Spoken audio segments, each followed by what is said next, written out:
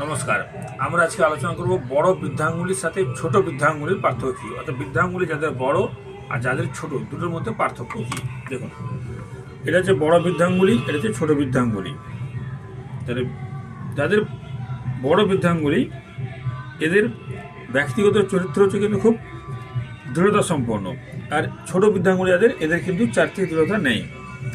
বড় বৃদ্ধাঙ্গুলি তাদের হচ্ছে বুদ্ধির দ্বারা পরিচালিত হয় বা মস্তিষ্ক দ্বারা পরিচালিত হয়, আর এরা হৃদয় দ্বারা পরিচালিত হয় বা হৃদয়ের আবেগ দ্বারা পরিচালিত হয়।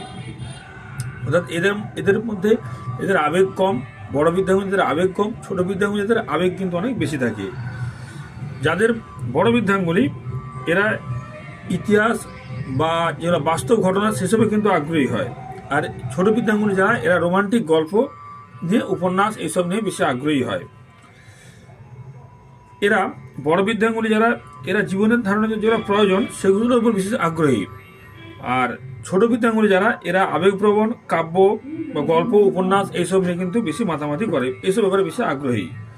বড় বৃদ্ধাঙ্গুলি এদের ইচ্ছাশক্তি প্রবল, ছোট বৃদ্ধাঙ্গুলি এদের ইচ্ছাশক্তি কিন্তু কম। বড় বৃদ্ধাঙ্গুলি এদের দৃঢ়তা আছে, ছোট বৃদ্ধাঙ্গুলি এদের কিন্তু দৃঢ়তা নেই।